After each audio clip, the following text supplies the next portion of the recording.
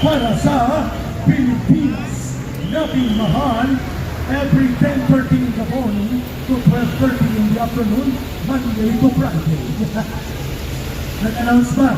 So maya-maya po, kapag handa na kayo, umupo muna, magpunas-punas. We will have the final 15 minutes of the program. Then we will have a short break. Mag-hook up tayo sa SMNI.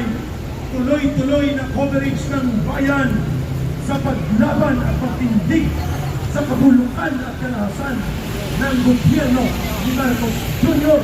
at ang panawagan ng Marcos Alis at Marcos Rizal. Tatawagin natin kung handa na siya kahit 5 minuto lang ng pakikipagkaisa.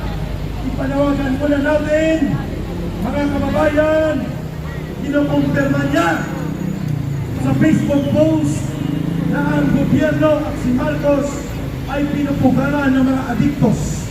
Walang iba ang tagapaglantad ng abuso sa droga at itinayaan. Patalsikin Marcos tuta Hitler! Patalsikin Marcos tuta Hitler!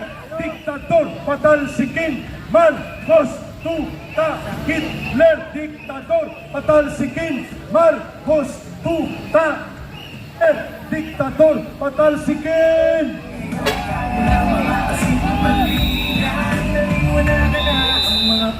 Kopkopin Manila, itirgas Manila, sipain Manila, patutayin at paluin at saktan ang daan-daan o libo-libong kapatid nating mga Pilipino sa Davao, lalo na sa Kingdom of Jesus Christ. Hindi nila pwedeng sipain, saktan at bugbukin ang nagkakaisang daluyong ng sambayanang Pilipino.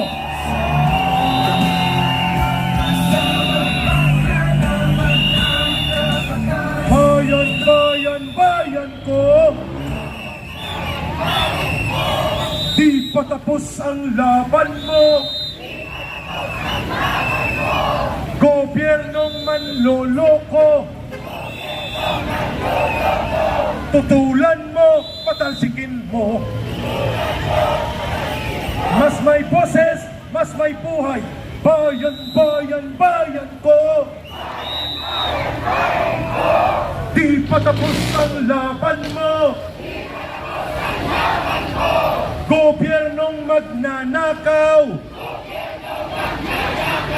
labanan mo, patalsikin mo. Bayan, bayan, bayan ko, di patapos ang laban mo.